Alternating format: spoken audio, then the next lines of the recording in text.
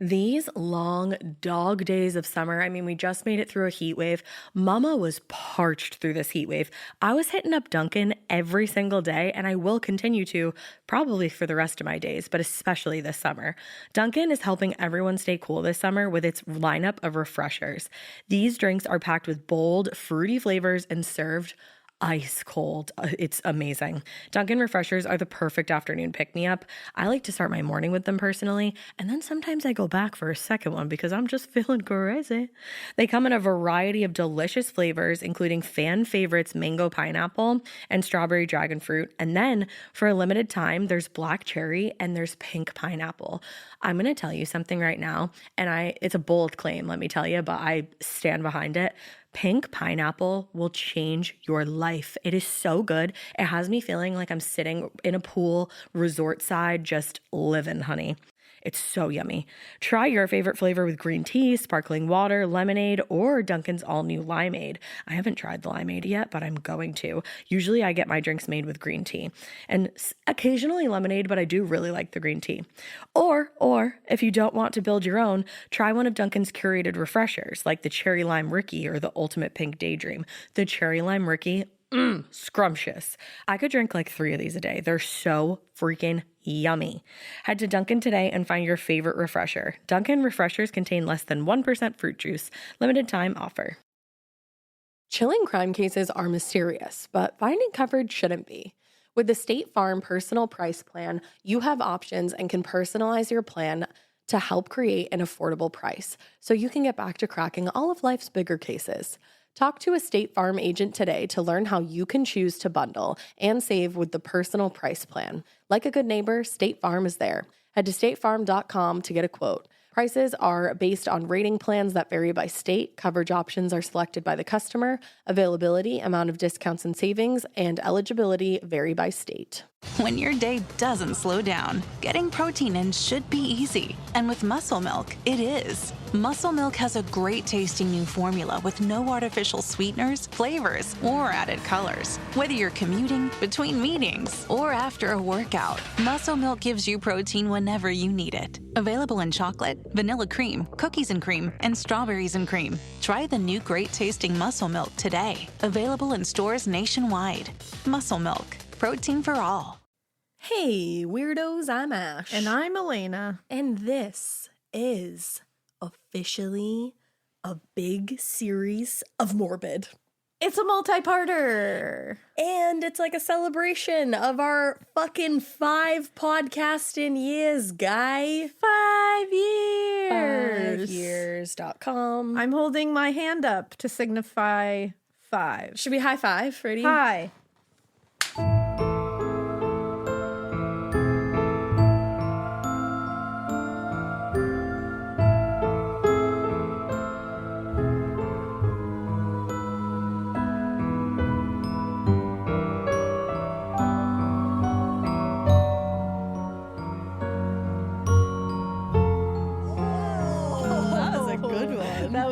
Good one. Eyelash at my I eye. bet. Oh, we knocked the eyelash out of Ash's Oh my God, eyes. quite literally. Ow. Fuck. Oh man. Okay. Death, destruction. You know when they're like not yours, so then they This stab is it. you It's further. 5 years. We're blinding Ash right now. God, I've been going through it on this podcast lately. Oh, guys, every episode last week, I was like, yeah, my stomach hurts. I got the stomach bug. That's what it was. She was gearing up to that I was stomach gearing up. bug. The last episode that we did, I got the stomach bug that night. Yeah. So because everybody was like, Ash hasn't been doing great the last couple of episodes. Every episode, I was like, I don't know, my stomach is just really off. It's really off. It was off for like a week, and then I was like, you know what I should do? I should eat chicken and waffles. Yeah. And then the stomach bug said, oh, You you thought. stupid bitch. That's what it said. Yeah. I heard it all the way from here. Yep. But yeah, somehow she got the stomach bug and she kept it to herself. So I appreciate that. That's because you weren't anywhere near me. Yeah, thank goodness. Love you so much. I love you so much. No, I wanted to be alone. Alone. Leave me alone with my neurovirus. Hopefully, we're getting out of that season, I hope. So let's all just stop giving each other the stomach bug and shit. Yeah, be careful. GI bugs are really, They're really having a moment right now. Yeah, ask Beach Gem on TikTok. Beach Gem on TikTok. She'll tell you all about it. Oh, and you know what I learned from Beach Gem? I think it was Beach Gem that said it. And you've said it before too. But I think you said it last time you were sick. You can't use hand sanitizer to get rid of the neurovirus. And do you know why? Because it's wrapped in a lipid, which is a fat. Look at that. Which is a fat. Lipids. Science. With Morbid and Beach Gem. Yes, you have to wash your hands for at least 20 seconds. Yeah, use soap and water. That'll get rid of the GI buggies. But other than that, they're sticking around because, yeah. They're hard to get gone. No, you said hopefully they're leaving. I hope so. Let's all knock on wood together. April showers bring no stomach bugs. That's how that goes. So it's called rhyming. Look it up. It's called manifestation. Okay. Duh. So yeah, this, like we said, this is 5 years, guys. Woo! And I know you looked at the title of this episode, so this isn't going to be a big exciting surprise right this second. But like, I hope you're excited because you hit play. You have been asking, all of you, A long time. for 5 years, All of it. for H.H. Holmes. Yeah, I have been wanting to do H.H. Holmes for 5 years. it's true. But I knew it was a big, long one, similar to Jack the Ripper. I knew that it needed, like, real attention paid to it, like, because it's just got so much extra zhuzh to it that I was like, this is, like, you know, it's got history, it's got all this mayhem to it. You got to siphon through all the lies and find the actual facts in the case because this motherfucker lied. Like a liar. Like a liar. He lied right to everyone's face holes all the time. I like how you're doing a lot with your hands I right am. now. And the way that you were just like digging through the lies. I'm digging. It made me think of the little girl in Knocked Up. And she's like, and then you dig and you dig. And then the baby's inside. That's exactly it. You dig and you dig and you dig and you find a little of the truth. Yeah. That's what this is. It's a little truth baby. But yeah, he was a liar. And I think we're going to get right into it. I don't know how many parts this is going to be. Many. So just strap in. I think it's at least going to be 3. Buckle up, Could brothers. be 4. I'll let you know probably in the next episode for sure how many parts it will be. But, you know, strap in. This is our big 5-year series that we wanted to give to H.H. Holmes because he's a piece of shit. And, you know, the story is wild. Yeah. So let's start at the beginning. That's a good place to go. It always is. In the late 1800s, Herman Webster Mudgett. Herman Webster Mudgett? Take that in. H.H. Holmes's real name is Herman Webster Mudgett. So he could have been H.M. Mudgett. Yeah. Wow. H.W. Mudgett. Yeah, Webster. Yeah. That was a little I was dyslexia like, close, for but it's you. okay. We'll just flip it upside down. I It's was cool. kind of just thinking about the Real Housewives of New York when Luann says like the Herman Munster shoes. There you go. Yeah. Of course you are. Yeah. But this is where we need to begin because it's like, all right, so H.H. Holmes Made up. objectively is a cool name. Like Yeah. H.H. Holmes flows. It's a very like smooth name. You would probably trust an H.H. Holmes if you didn't know this H.H. Holmes. Yeah, you like know? all this aside, all of it. Of course. It would be a stage name. It would. Like H.H. Holmes sounds cool. Yeah. Herman Webster Mudgett Not as doesn't cool. sound as scary. No. Or maybe sounds scarier, actually. I should say. It sounds scarier. It just sounds kind of lame. But, you know, Holmes, we're gonna refer to him as Holmes because that's what he went by for most of his name. That's what people knew him by. That's what his crimes are really under. We'll call him Herman for part of this, like in the beginning, but That's you'll fun. know who we're talking about. But AKA H.H. Holmes, he claimed and confessed to officially killing up to 28 people. Some people, most people, all people believe that it could be well over 200 people that he has killed. You believe? I believe he's way up there. Yeah. I think he's more than 28. Okay. While the full extent of his crimes and the number of lives that he did take is probably something that we may never know to the nth degree. You know, like I don't think we're going to be able to find every single person. I would love to believe we could. It was really his ability to kill without conscience or hesitation, really for financial gain most of the times. Sometimes he did it because he just liked to do it, but most of the time it was for financial gain. Do you think it was like financial gain and he liked it? Oh, like, it was for hand in sure a hand? mix. Yeah. It was for sure a mix. And I think it was also the systematic way that he got rid of his victims in his murder castle, which don't worry, we will get to. It feels like a horror novel. It doesn't feel like real life. Yeah. When you read the actual facts of this, you're like, that's not real. But it is. It's wild. And in truth, he wasn't really like a genius. He wasn't as calculating as he's really made out to be.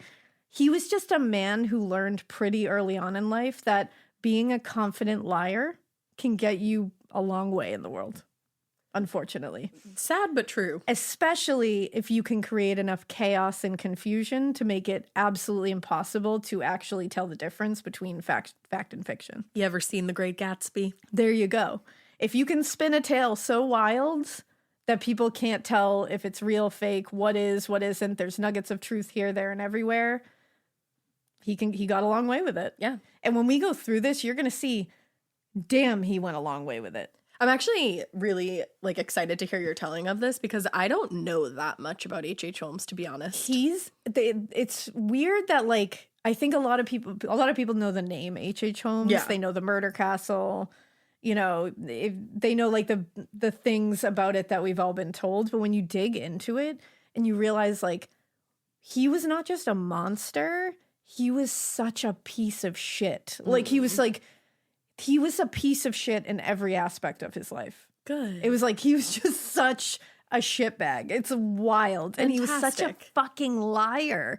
Such a liar. He had no qualms about hurting everybody along the way in various ways. Like emotionally, financially, physically, anything. You think, like, didn't care. He didn't care. Full-blown sociopath? I think he is full blown. Yeah. Full blown. And all he gave a shit about was money. Yeah. That's all he cared about. And it didn't do him well in the end. I feel like if your main goal is just money, it's never going to work out No, that well. it's If not you gonna look be at great. like money-obsessed people throughout history, they usually are like... Yeah, it doesn't work out in the very end. In the very end, it doesn't. It might work out along the way, but in the end, it doesn't. It can't be your only goal. No, ultimately, it ends up eating you alive. Yep. It really does. Now, let's start at the very beginning of H.H. Holmes. Yes, So yes. H.H. Holmes, like I said, was born Herman Webster Mudgett in Gilmanton, New Hampshire Ah, bitch. on May 16th, 1861. His parents were Levi Mudgett and Theodate Price. I think that makes him a Taurus. Oh, there you go. Wow. I didn't see that for him. I'm going to double check, though. But according to H.H. Holmes himself, his early years in New Hampshire were, quote, no different from those of any other country-bred boy, and I was well trained by loving and religious parents. I don't know about that. His parents were Methodists. They were very strict disciplinarians. His father, Levi, was a house painter and would later go on to serve as the town's postmaster, and his mother stayed at home. She was a housemaker. Okay. Now, they were not known to be like strange, mean, to have any like dark ways about them by neighbors or anything like that. According to Adam Seltzer's book, H.H. Holmes, This True Story of the White City Devil, neighbors remembered the Mudgetts as, quote, very upright, God-fearing citizens living in a quiet, secluded section of the country with no trace or taint of immorality or vice in the family history for at least 3 generations.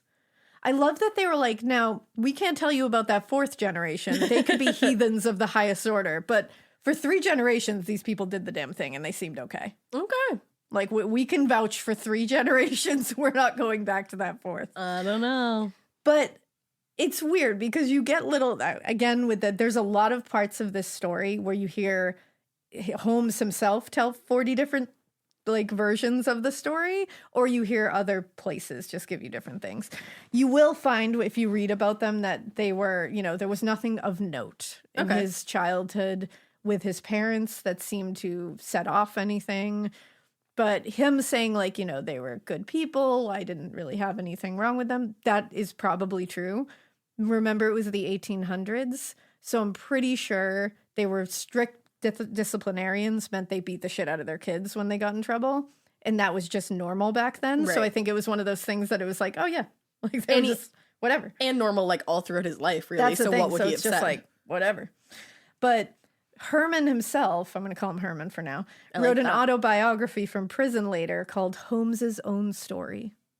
And he wrote it in 1895. And he starts the book like this. And this will tell you everything you need to know about what kind of theater kid this guy is. Uh-oh.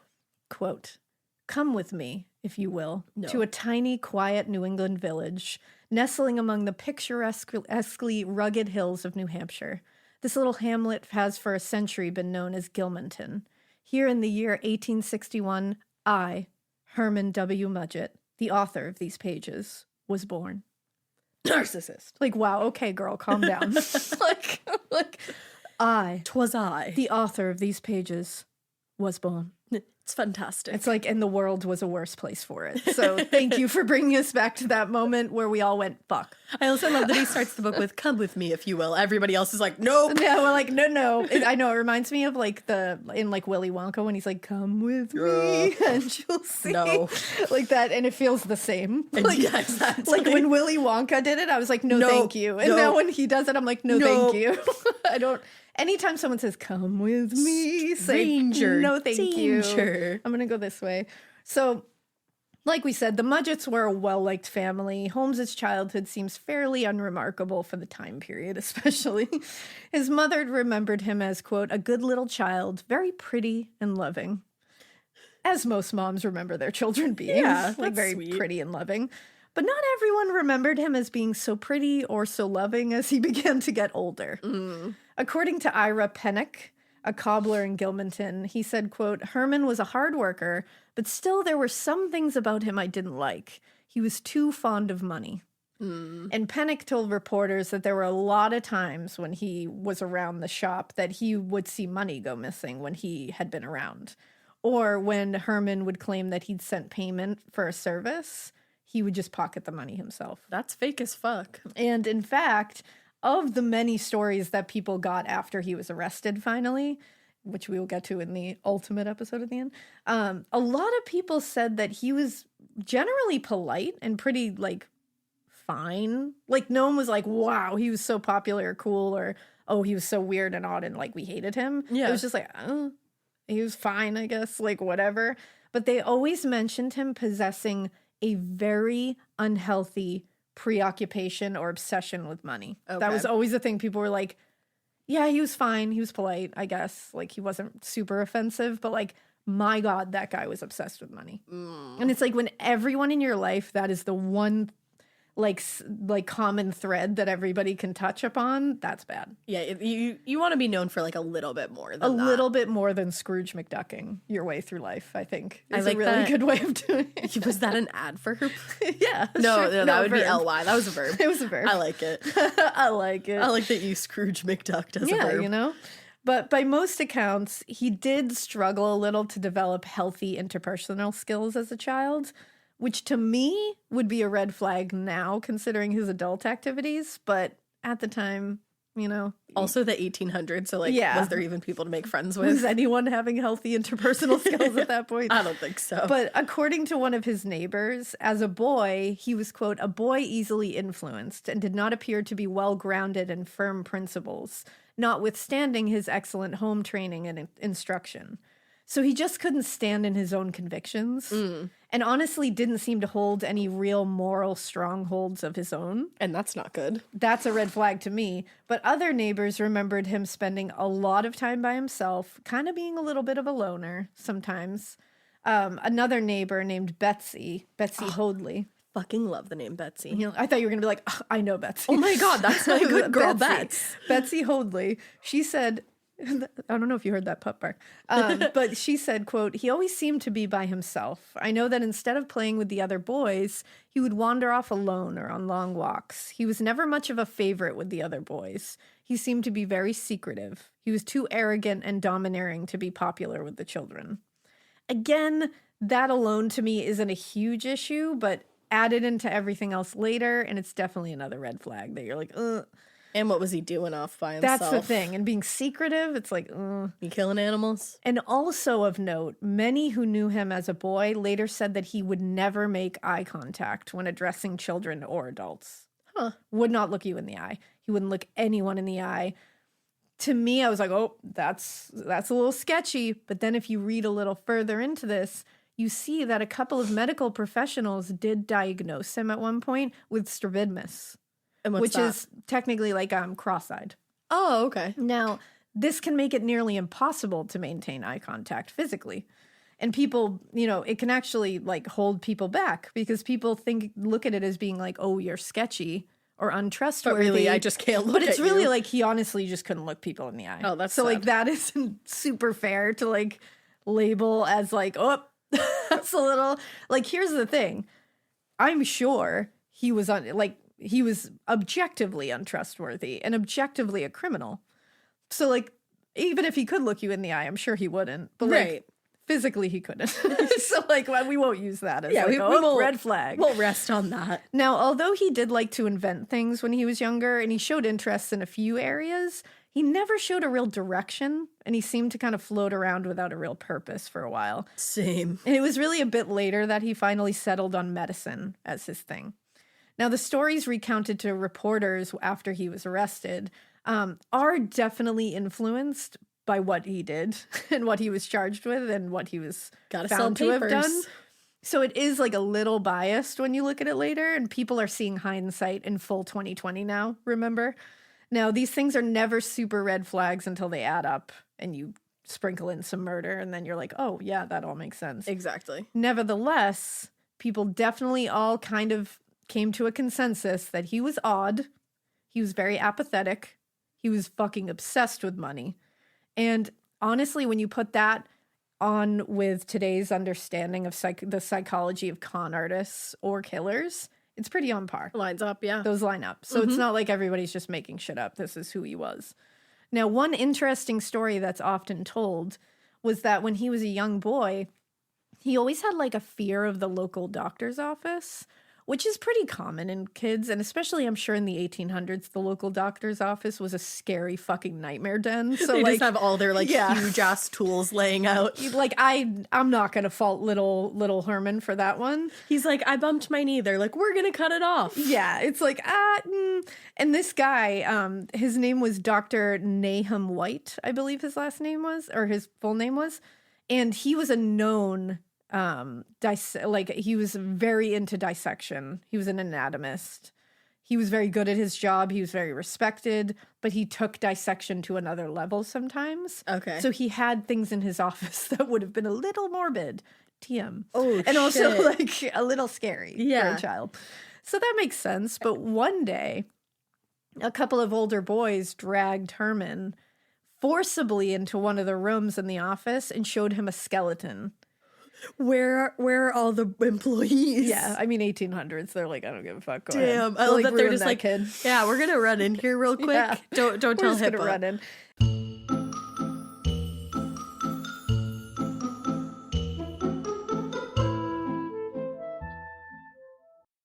This episode is brought to you by SoFi, the all-in-one finance app where you can bank, borrow, and invest all in one place. Let's talk about bank accounts for a second. The average bank savings rate is 0.39% in interest. You're earning pennies on your savings, and it doesn't have to be that way. But with SoFi's high-yield checkings and savings, the money barely making moves sitting in your savings account can earn over 8 times the national average savings rate with eligible direct deposit. No account or overdraft fees. We love transparency. You can get your paycheck up to 2 days early, plus get up to a $300 welcome bonus when you sign up with eligible direct deposit. Sign up for SoFi checking and savings at SoFi.com/morbid. SoFi checking and savings is offered through SoFi Bank, N.A., member FDIC. Terms apply. Chilling crime cases are mysterious, but finding coverage shouldn't be. With the State Farm Personal Price Plan, you have options and can personalize your plan to help create an affordable price so you can get back to cracking all of life's bigger cases. Talk to a State Farm agent today to learn how you can choose to bundle and save with the Personal Price Plan. Like a good neighbor, State Farm is there. Head to statefarm.com to get a quote. Prices are based on rating plans that vary by state. Coverage options are selected by the customer. Availability, amount of discounts and savings, and eligibility vary by state. This skeleton, by all accounts, was set up so that it had its arms outstretched, which Herman said made it look like it was about to grab him. Yeah. And it was like this like big like open mouth skeleton, like scary. Oh my God. And so it scared the shit out of him, like totally traumatized him. But at the same time, it fascinated him. Okay. And he said that was the beginning of his fascination with medicine and anatomy. Okay. I'm sure it scared the shit out of him. I don't know if that was the beginning of his real like fascination with medicine. I think he's trying to use that as like, here's this origin tale of my great career in medicine, which was bullshit anyways. So it's like, I don't know about that. Well, because a lot of times you're inspired by like multiple things. Yeah, exactly. I was like, no, I think that you knew that doctors made more money, and so you wanted to do that. Yeah. I think that's Because more. you do love a pretty coin. Yeah, I think it's more that, my friend. But during his teen years, he graduated high school at 16, and he started working a number of odd jobs, and finally he ended up teaching at a local school for a little while. It was during this time where he was teaching that he fell in love with Clara Lovering. Clara was a girl from a prominent family in nearby Loudon, New Hampshire. And now, interestingly, people who knew Herman early in life said that he had been obsessed with getting married very early in life. Even when he was like 14 years old. He was trying to get that dowry. He was trying to get that dowry. There you go. And in fact, after his grandfather passed away, his grandfather left him a small parcel of land, which was very common. And he took this as like, well, I'm a landowner now, so I need to get myself a wife. Slow down. So at 14, he proposed to this girl who was actually boarding with that cobbler, Ira Pennock, who was like, he was a weird kid. Yeah. And probably stole money from me. And also proposed to this lady that was living with me when he was 14. I guess this girl that he proposed to was like visiting the country from New York or something, like was staying and boarding at Ira Pennock's for the like some period of time. Sure. And so Ira Pennock was like, yeah, you can't marry this girl. She's going back to New York and like, I'm supposed to be taking care of her. And like, you can't just like, I can't like marry her off to you psycho. Like what the hell? What's happening? So she had apparently either accepted it and it was like a no, you can't do that, or she didn't accept it and The proposal. returned to New York very shortly after. But he was undaunted though. Don't worry about it. He wasn't that wasn't the end of his romanticism, but he tried again when he met Clara Lovering. So Clara was very well liked, very respected. People thought she was sweet and kind and really didn't have a bad thing to say about her. A neighbor once said about her, quote, she was a very pretty little woman when she was first married and was very devoted to her husband. She was of a modest and retiring disposition. Okay. That sounds great for 1800s. Like that's Victorian, like you go girl, I think. She was an it girl. She went on hot girl walks. There you go. They were like, I always see her in the morning on her hot girl walk. Yep. She's drinking her greens. That's right. She is. She's getting it. People said you couldn't help liking Clara. Oh, I love that. Apparently, the two of them began officially dating at a church social when Herman/Holmes saw another boy hitting on her. Oh, no, you don't. And he basically threatened this boy's life if he didn't back off. And that worked, apparently. And they began dating. And, like, why did that work so well? I know. Why wasn't that boy like, you're not going to do shit, Herman. You can't even look me in the eye. But this guy was probably like, he probably will kill me. So, because a lot of people throughout his life were like, I think that guy's going to murder people. Well, exactly. Like, they just, like, thought it. Like, he didn't even need to do anything violent. He did later. But even before he was, like, actively outwardly violent, it's like people were like, I don't know. I just feel like he's going to murder someone someday. Like, he just had that vibe. It was and foreshadowing. I'm like, I know you can't really do anything off of that vibe. Like, what are you supposed to do? Be like, I feel like you're going to murder someone, so you should get arrested? The air. It worries. The air does worry. Go listen to the rewatcher. That's a funny little tidbit from there. The air worries about Herman. It does worry about it. But it worked for Clara, this whole threatening the guy that was hitting on her thing. I mean, a guy that she was like, all right. Back in the day. He's going to fight for my honor. Yeah, two guys fighting over you. Let's But you know go. what's sad? He's not going to. No. He's a piece of shit. Yeah, of course. But he proposed not long after they began courting. And the two eloped in Alton, New Hampshire in July of 1878, and they were both 17 years old. Now, on par with Herman's secrecy and general oddness, it was several months before his family or Clara's family even knew that they were married. Wow. When they found out, because they just got married in front of like a justice of the peace. Yeah. When they found out, they were not happy on either side. Apparently, Herman's mother, so H.H. Holmes's mother, said Clara couldn't have found much worse. Which feels like a stark turn from the sweet family neighbors, remember? And from Herman being like, yeah, my family was so kind and wonderful. I'm like, your mom didn't think this girl could find much worse than you. Oh, that's his mom saying that. That's his mom. Oh, shit. So that's what I mean when I say, like... Imagine if you found out that your mom said that about you. And she was like, and I guess she said, like, oh, she's going to have to support you. Oh, because she knew. She was like, he's a fucking deadbeat. Like, she's I know like, this. He's pretty, but that's he's about pretty it. And he loves money, but he can't get it himself, so he's going to take yours. Yikes. It's like, damn, your own mom knew? That's rough. But then later, if you research a bit deeper into their family, it seems there was this weird, strange jealousy that his mother and his sister Helen actually had whenever he found a girl that he liked. I don't like that. There was something strange afoot there. I'm sure of it. I just don't know what. You know what, though? Like, some families are like that. Yeah. Like, especially if there's one boy, he's always, like, the crown jewel of the family. And it gets weird sometimes where it's like, I'm going to kill any girl that comes near him and stuff. And it's like, yeah.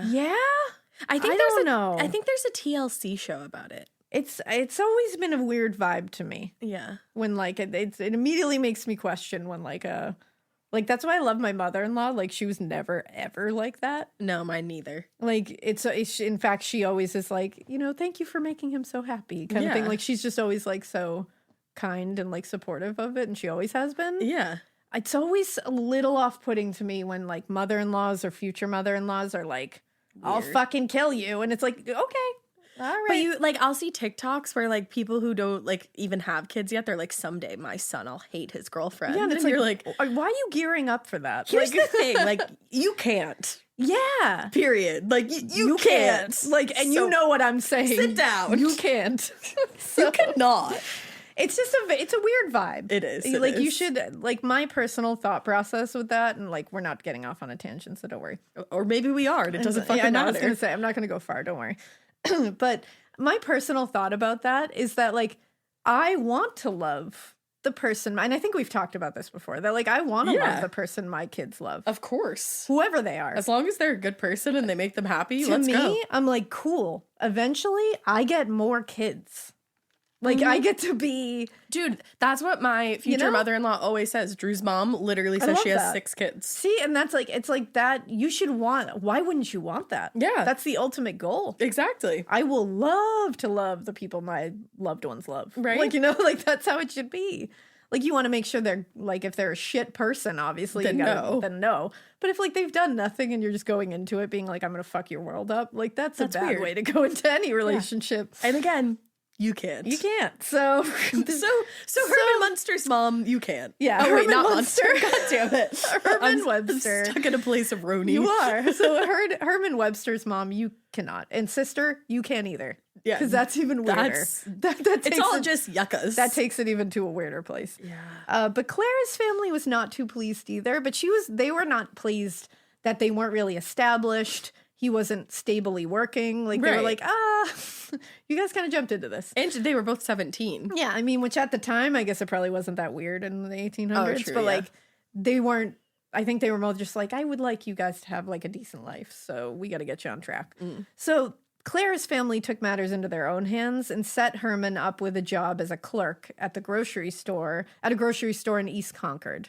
And it was a grocery store where Clara's family owned. And a lot of Clara's family members worked there too.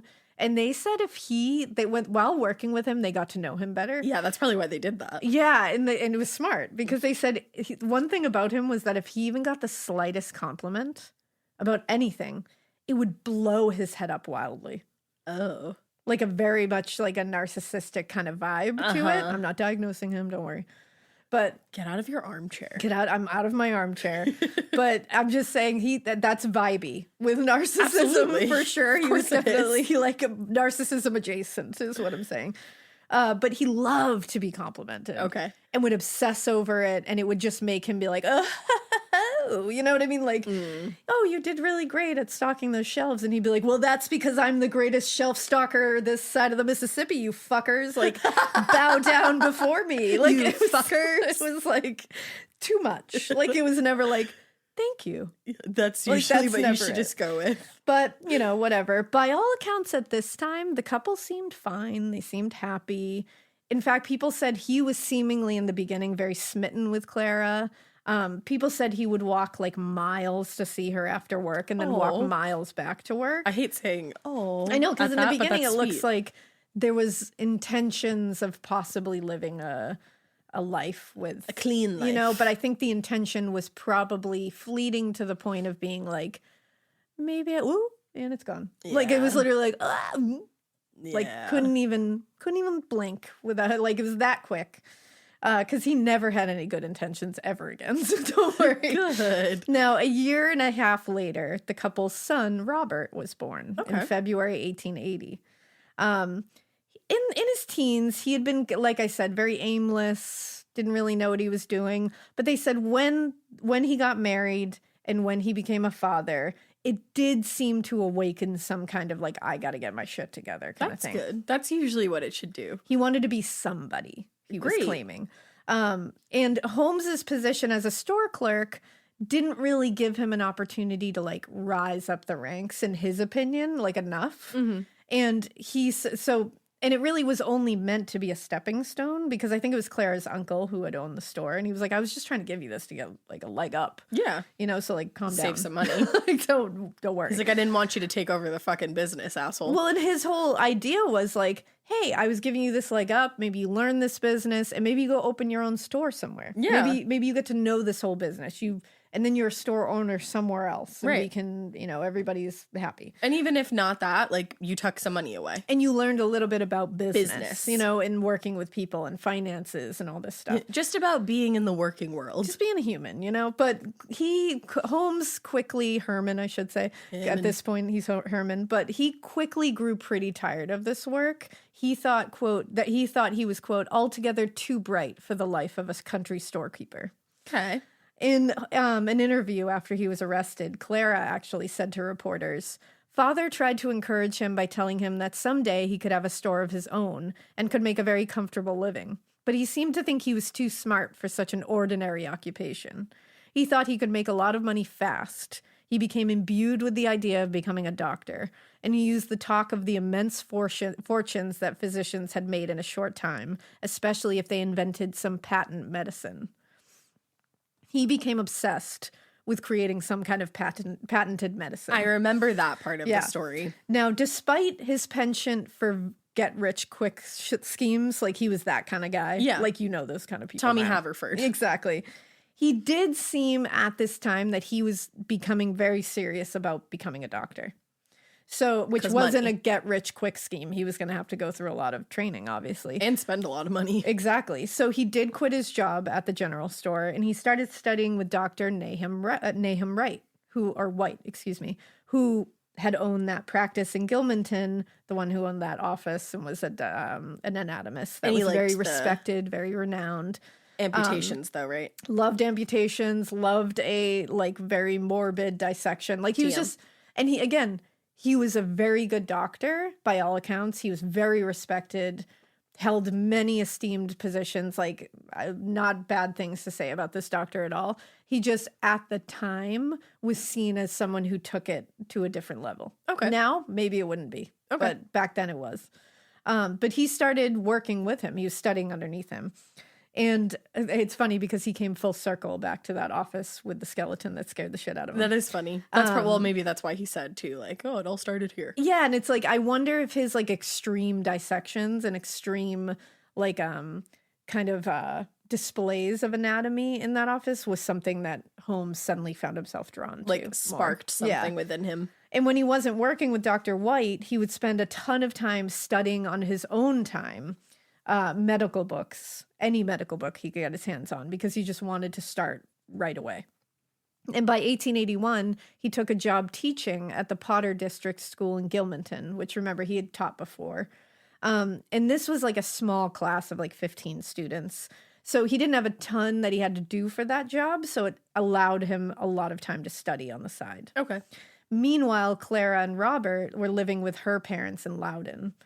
She was essentially raising him as a single parent. Aw. Like, he was kind of absent That from that sucks. child's life. Maybe that's a better I was thing, going to say, actually. maybe it was better for him. But the distance between her and Herman at the time was just getting bigger and bigger. And in the spring of 1882, Herman left Gilmanton for Burlington, Vermont, and he started studying medicine at the University of Vermont. So he was even further away. Now, it should be noted that medical schools at the time were regarded pretty dubiously. If you listen to our Burke and Hare series, you remember talk of resurrection men, resurrectionists, or grave robbers. How could I forget? Med students themselves were basically known to grave rob for their anatomy lessons. It was almost one of those things where, like, you could show how committed you were by being like, I dug my own corpse for anatomy today. Fantastic. Corpses were not easy to come by legally at the time, and pre-doctors got a doctor. So they're going to do what they got to do at the time. Got a doctor. I found in one of the sources that we will list in the show notes, I found this epitaph of a 9-year-old girl named Ruth Sprague from 1846 who died in Hoosick Falls. This just kind of shows what people thought of physicians at the time. It reads, her body dissected by fiendish men, her bones anatomized, her soul we trust has risen to God, where few physicians rise.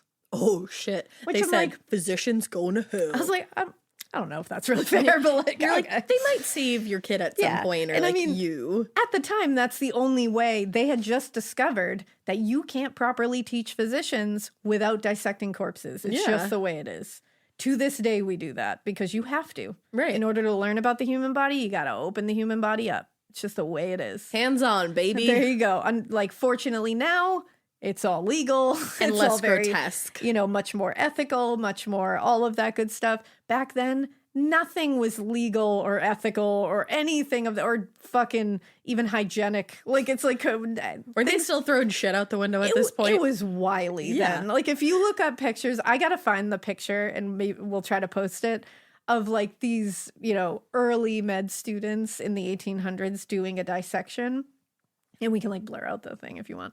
But I mean, like, they even are- put a note before. Exactly, just so you know. It's really not gruesome, to be honest. No. But all of them are in 3-piece suits. And just wearing like leather aprons over their 3-piece suits while bowler doing hats. an autopsy, essentially. And it's like, I can't imagine eviscerating in a 3-piece suit. I don't think you are meant to. Like, that is a wild, but how fucking dapper is that? Oh, I was saying to you Like, earlier today, wild. we were having this discussion, even just like the fact, like how women used to do their hair. I'm like, Yeah. I want to do my hair like that. I'm about to start fucking sleeping with socks wrapped all up in this noggin. Yeah, to make it these soft curls. Yes. Yeah, I and love like it. the voluminous of it Some all. things back then, they had it right. I mean, would I say that you should eviscerate in a 3-piece suit now? No. But we got cool pictures from back then, so that's all that Hey. matters. Cheers. But either way, again, they were looked at as a little side eye back then, med digress. students. I just wanted to set the tone. So very few peers or college faculty really seem to have even remembered Herman much from this time period. But those that did said he wasn't exactly their favorite person. He wasn't terrible. He wasn't that great either. Okay. A woman named Mrs. Brew, who Holmes actually boarded with for nearly his entire stay in Burlington, because med students would stay at boarding homes. Like, people would keep them in there. It's like Top Chef. There you go. It's exactly like that. She like Project There Runway. you go. She remembered Herman saying that he was married, because he was still married to Claire at this Don't time. you forget it. Technically. But he was, quote, always flirting with a number of young girls in Burlington. What a piece of poop. And he actually paid particular attention to Brew's daughter, which she did not like. Oh, no. And they're living together? Yes. Mrs. Brew also said that Herman would wake up early every morning and leave the house for what he said were long walks for his health. Gotta get those steps in. But yeah, it's like he put on his Apple Watch and he was out there Herman on a hot girl trying walk. trying to close those rings. Trying to get to 10K, baby. On a hot girl walk. But he also would have wine with an elderly widow every day. And at first you're like, wow, Antioxidants. that's lovely. But then it's like, no, he was just trying to get her money. Yeah. Like, he absolutely was. He was like, wooing her. Even Mrs. Brew was like, that bitch was trying to get her money. Yeah. Like, 100%. You fake piece of shit. It's like in Gilmore Girls when Kirk befriends elderly residents of Stars Hollow so that he can be put in their will and get their diamonds. And then he sells one to Luke later to propose to Lorelai. You know, it's just like that. Isn't it wild that Kirk did that? Yeah. Like, I love Kirk. It makes sense. It does. It really make does. sense. I think he doesn't quite get the bad of it all. Exactly. You know? Now, according to Mrs. Brew, Herman was fine, generally pleasant, besides being a like super flirt. Okay. But she said, when aroused, and meaning aroused, like I was gonna say, I feel like I need to like quickly be like, she doesn't mean sexually aroused. She doesn't mean they were when fucking. aroused, like when he would get like worked up. He had a most vicious and uncontrollable temper. Aye. My personal particular Herman story that is my favorite is that on one occasion, apparently, and this was confirmed by multiple people in the house, Herman's roommate, Fred Ingalls, borrowed Herman's mustache wax without asking for it, What a without fucking asking asshole. permission. And this led Herman to literally beat the shit out of him. Oh no. A huge physical altercation arose between them, like they fought, the two of them. Shit. And quote, the Gilmanton boy literally cleaned up the room with his companion. That's how it was described. Oh my god. And left, and I mean, this is my favorite because of what it is over. 'Cause it's ridiculous. And left him with black eyes and a scratched face. Over a But little the bit of fact mustache that it was over wax. mustache wax is so Victorian, I can't. The only thing I can think of is that like it would have been probably pretty expensive back then. And I also think he was just like a wild man. Yeah. Who was just ready to hurt someone at a moment's notice. I think you call that issues. Issues, I think so. Issues. Give him a tissue. No, during this time, Herman was very focused on getting through med school as quickly as possible. He wanted to start making that bank. And that's like not Not the think, way you how want to go do through it. med school. Not No. like quick. And this was seemingly at the cost of literally everything in his life. Well, most people knew he was married to a woman in New Hampshire. He never really spoke about Clara to anyone. She never visited him. Instead, he just spent his time studying, or he would kind of just pursue subjects that he didn't think were covered well enough in school, which you would think would make him smarter, but it didn't. Mrs. Brew, But it didn't. it didn't. Mrs. Brew said, quote, he always pictured himself as at the top notch of his profession. I rather thought he had a very high idea of his ability, that he was self-conceited. Oh, those are like the worst kind of The people to be worst. around too. Like you're just like, oh, The worst. like a know-it-all is Yeah. not my fave. A know-it-all is the worst kind of person ever. They really are. We fucking hate know-it-alls. I hate here. them all. They're the worst. Every time I look in the mirror, I'm like, fuck you. Oh my god, that's not what I was saying. Totally kidding. I had to say it. Oh, I hit my funny bone. I love it. It's not funny. It's Every not time I humorous. look in the mirror, I say, I'm "Fuck just you." kidding. You have to laugh at yourself. But of all the subjects that he covered in med school, he was really into chemistry. Oh, which is why? a very grim foreshadowing of his future activities in Chicago, by the way, which we will get to. Oh, hate that. Can I just say, yeah. I fucking hated chemistry in high school. I like chemistry, but it was one of the hardest subjects to me. I very I difficult. never understood chemistry. It's ever. very interesting to me, but it is fucking hard. Yeah. Like that was one of the subjects I struggled with. It is interesting. Biology, I got you. But Oh, like biology chemistry, I loved. It's hard. And organic chemistry, oof. I think that's what I had to take actually in high Oof. school, and I literally You took almost organic flunked. chemistry in high school? Okay, maybe not. I was like, what the fuck? Probably not. I was like, Probably not. Organic chemistry just sucks. I don't know. Whatever Like a we took, lot. I didn't understand. But what's worse than chemistry is the other fucking one that you have to take. Maybe it starts with a P. Physics? Yeah, fuck physics. Fuck physics. Oh my god. And I had this. I mean, like, don't fuck physics like in reality because like we need it. no, but, we need so much physics. But like, I don't want to learn Inertia. about Who knows her? I don't know her. it. Who knows? Inertia. I hardly know her. Ah! Inertia. I hardly know her. There we go. Don't worry, I fixed it. Okay, so loved chemistry. Not a great foreshadowing into his future.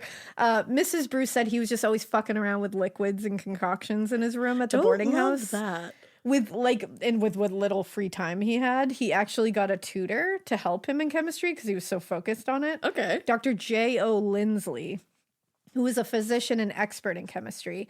And he did this because he thought the chem department just did a shit job. He was like, you're not doing enough. Okay. That's just like who he was. It's like, also like, you don't know suck. what you're doing yet, so how do you know that they're not you doing don't really enough? know.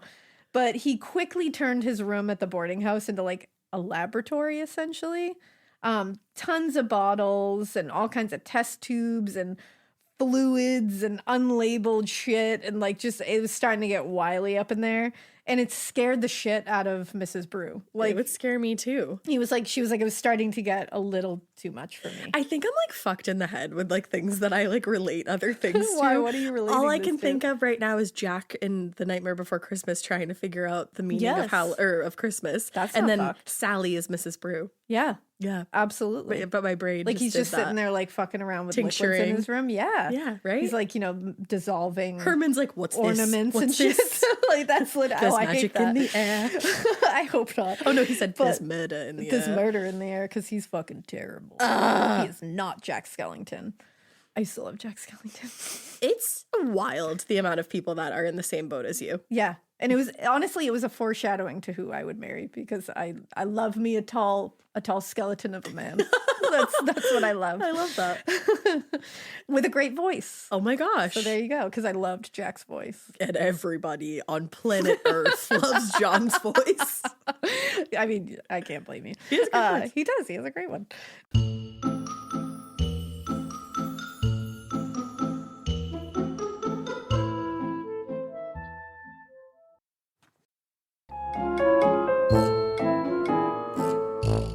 Now, according to Mrs. Bruce, quote, Herman was fairly wild over chemistry. Wild and out. He was wild. I love that she used that word too. Like, he was fairly wild. She was like, that dude was feral up there. He was going off. But she said, and he was all the time experimenting with liquids in his room. And while she kind of looked at it as he was just very committed to med school, it's probably more likely that he just wanted to get as much experience with chemistry because he wanted to patent that medicine to become fucking rich right away.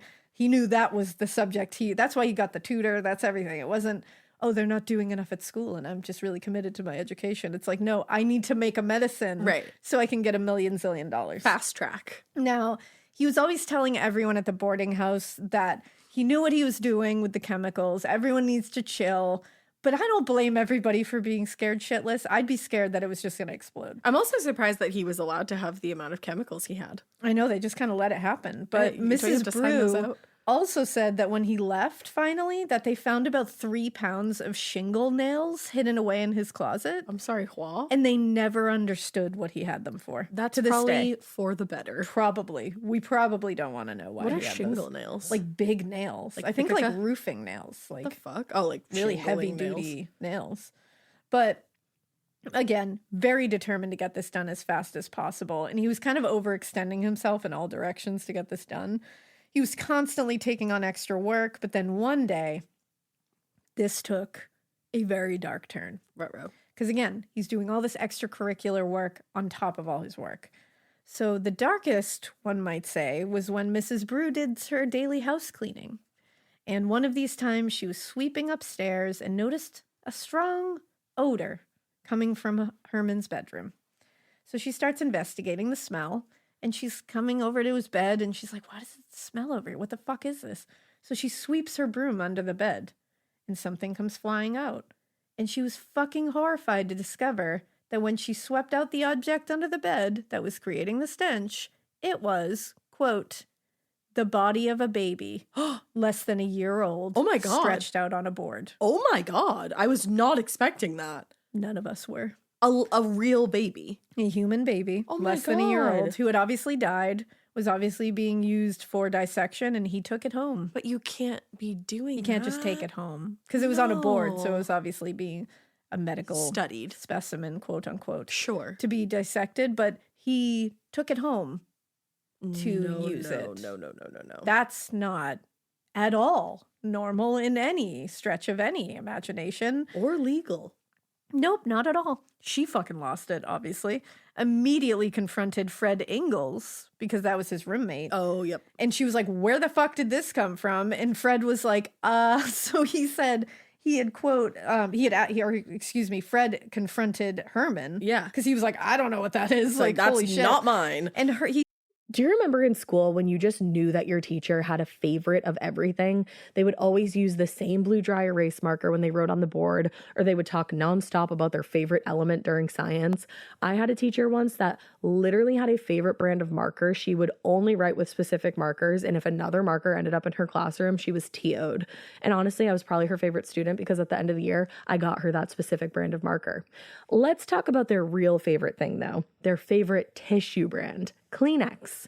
According to teacher lists, they are the #1 facial tissue trusted by teachers. Kleenex Ultra Soft tissues are silky soft to help prevent skin irritation, and now you can take them anywhere with Kleenex Snap and Go. I absolutely love Kleenex Snap and Go. It's so perfect to have that in your car. I had a cold last week and I was just... Honey, my nose was a faucet. I hate to do this to you, but it was disgusting. Drew literally came out of our garage with like 15 of the Kleenex Snap and Goes, and I put those in my glove compartment, and honey, they were easy access. It was so nice knowing that I didn't have to blow my nose into like an old wrapper that I had. Ew. So do the best thing for your kids' teachers and stock up on the ultimate classroom favorite. Maybe it'll make them their teacher's favorite student. They definitely have a favorite. Don't even get me started because, again, you know it was me. For whatever happens next, grab Kleenex. The best summer pieces are the ones you end up wearing on repeat. Comfortable, versatile, and somehow right for almost every occasion. Quince makes it easy to create a summer wardrobe that you'll love, with elevated essentials made from premium materials like European linen, organic cotton, and washable silk, without the traditional retail markup. I love that! Quince's 100% European linen pants, dresses, and tops are the pieces that you absolutely will reach for all summer long. I absolutely love their linen. I have so many pairs of their linen pants, which you can dress up or you can dress down in the summer. Like, say you're going to a nice dinner, you can pair it with like a silk shirt, a really cute necklace, some good, makeup and an updo. Or if you're just looking for a more casual look, you can do the linen pants with like a loose button-up shirt and you still look really chic, kind of like, I don't know, Diane Keaton vibes, I kind of think. Also, it's not just apparel. Quince also offers elevated essentials for your home, from bedding and bath to kitchen essentials and furniture. They have it all, honey. I am a big lover of Quince, and I really do think you will be too. Make your summer wardrobe feel easier. Go to quince.com/morbid for free shipping on your order and 365-day returns. Now available in Canada too. That's QUINCE.com/morbid for free shipping and 365-day returns. Quince.com/morbid. He said that Herman told him that he had, quote, brought the body in during the night and had started to dissect it. And he had no idea how or where he had acquired this body. But he said, quote, the sight was so repulsive to him that he could not go to sleep, realizing that that body had been in his room for how long? No fucking way. Mrs. Bruce said she couldn't sleep for weeks. And even like 13 years later, when she talked about it, she was still like shuddering about it. Of course. I can't imagine. You have no idea what No. you're about to sweep under that, from under that bed, and it's Yeah. a baby. And he did it again another time. He brought home another baby at one point. I'm surprised she not didn't to kick this him out boarding house. right then But- and there. Well, that's the thing. He never said where he got this baby, but as soon as he got back that night, she was like, okay, new Hey. house rule. Dissection of human remains cannot happen in my house. Like, didn't think I'd have to say that. Didn't think I had to add that to the lease agreement, but here we are. Wow. Yeah. It's like when you see those stupid warnings on like things that are like, hey, don't eat this like very horrible liquid that will turn your stomach inside out. Yeah. And it's like someone ate that Oh, 100%. for that to have to be a warning. Or like, don't stand in this trash compactor. And it's like that was because someone did it and they had Yeah. to put it down. No, it's true. That's in her lease agreement for future tenants, and people are like, someone did that and you have to agree to it now? I'm that little asshole that one time ate a glow stick. Damn. Yeah, I You had to go to the did. hospital. I forgot about that. Yeah, I was like very little Yeah. though. Like, it wasn't very recent. Yeah, it was like 5 years ago, guys. Okay. It was like Don't worry the about other it. day. No, I'm just kidding. It was a while ago. But when the semester ended that summer, he told Mrs. Brew that he would most likely not be returning to Burlington the following semester. And she was like, bye. Yeah. And she was like, that's fine. And she actually said that he, quote, did not think that the university here offered enough advantages for such a brilliant and promising young man. That's what he thought. Woof. And that's basically what he told her. Get out of here. Yeah. And Off he was your high also horse. he was also apparently disappointed with the limited number of chemistry courses offered. He's very into chemistry. I wonder wonder why. why. And he felt that he could go to the University of Michigan at Ann Arbor, and that would be a better place to go with a better price. I'm from Michigan. I'm from Michigan. So just a few months later, he followed through with the plan, and he enrolled at the University of Medicine at the University of Michigan. I was like, The medicine and the Michigan and the medicine and the Michigan. So for now, he's leaving New England. In Bye, his girl. rearview mirror. Don't Goodbye. come back. Oh, and throughout this entire thing, Clara has been supporting him financially. By the way. Clara, sweetie. And also raising their son. Sweetie, no. Like literally his whole life is being supported by Clara. Herman? I don't know her. Herman, fuck off. So Herman relocates to Ann Arbor in 1882.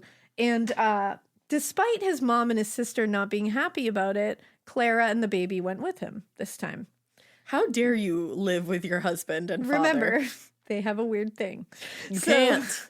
His mom and sister, Helen, never liked Clara because of that weird jealousy thing, and they would frequently encourage him to end the relationship. Kind. Meanwhile, Clara's doing everything for him, but okay. According to Laura Young, who ran the general store after Herman left, she was Clara's cousin. Mm-hmm. She said, quote, when Herman went to Ann Arbor to study, Mrs. Mudgett and Helen thought it was outrageous for Clara to go with him. His sister Helen made the statement long before Herman left that he was not going to live with her any longer and she must support herself. The sister used to say that Clara was not bright enough, not refined enough for Herman. Bet you guys regret that, huh? Yeah. Because your brother turned out to be one of the most disgusting con men and serial killers in history. Also, outrageous. But it's like, yeah, Helen, Clara's not bright enough or refined enough for your fucking monster of a brother. Yeah. Clara, take several seats. You want to not walk Clara, Helen. that statement back, Helen and Mama Mudgett? Like, like really? That's a whole bunch of wild right there. Yeah, that's one of those you wish you could take back. That didn't age well. No. Now, Clara began working as a dressmaker in Ann Arbor while he focused on finishing his medical degree. But they did not have a good marriage. Even before the couple left for Michigan, Herman had said to Laura Young, Clara's cousin, quote, being married would likely prevent him from rising as far in the world as he would have otherwise, and that he thought that he and Clara would not get on together very well. He is wildly narcissistic. Like, he's literally like, it's her dead weight that's making me not rise up in the world. And it's like, no, I think you're just dumb. And I also, don't think you're good at this. You're only moving around on her dime, asshole. Yeah, literally. She's the only one doing anything and raising your child. I think she could actually launch you into success if you fucking gave her a second. So when they moved to Michigan, they lived in a boarding house. And the other boarders there said that they remembered Clara very fondly. They said she was, quote, a very pleasant woman and willing to make any sacrifice that she might help Holmes along in his course. So they saw her as very sweet, very kind, and that she would do fucking anything for him. Oh. Yeah. They also said the couple fought a lot and that Clara, quote, was sometimes seen around the rooming house with black eyes. Oh my God. Ding, ding, ding. He officially crossed over into monster territory. What the fuck? So not only is he just like a lazy asshole piece of shit, he's an abusive piece of shit too. So we have violence. Fuck you, Herman. Now, Clara struggled to keep the family afloat by herself for nearly 2 years, and the relationship was just crumbling steadily. And finally, just months before Herman graduated from the University of Michigan, she decided she had fucking enough abuse, and she packed up the few stuff that she had and took her son back to New Hampshire. I'm so happy that she was able to do that on her own volition. And later in letters, she claimed that in the decade that followed her going to New Hampshire, she, quote, had known very little of her husband. Wow. They actually remained married until he was executed. Oh, shit. They never got divorced. That's right. He never divorced her, but married several more times. That's so crazy. Yeah, he was a piece of shit. Upon returning to Gilmanton, Clara and Robert lived with actually Herman's parents for a little bit until she was, How was that? I know, until she was able to find work as a dressmaker, and she relocated herself away. And once she was away from, the Mudgetts. I was going to say that situation. Yeah, she focused only on Robert. She didn't think a fucking thought about what the fuck Herman was doing. She didn't give a shit. And actually, Clara's cousin Laura Young said even after he deserted her, she never chased after him as many women would. I think, however, that if Clara had followed Herman after he left her, because that's the thing, he had left her to go away and kind of abandoned her while he was in school and took all her money. And she just didn't But it was stick around her and who wait. left at the end. Yeah. Like, she really got out of there. But she said, I think, however, that if Clara had followed Herman after he left her and went west, that we never would have heard of her again. I think that he would have killed her as soon as she commenced to be in his way, for she would have never countenanced his action. Absolutely, because he was escalating by first he's like talking shit about her, then he starts hitting her. Yep. And then as we all know, escalates to murder to the nth degree, And he's of course. cheating on her. He's just like a piece of shit. Yeah, I have no doubt he would have killed She's her. very lucky to be ridded of that piece of dead weight. So good for her. Clara lost like Exactly. 100 pounds. There you go.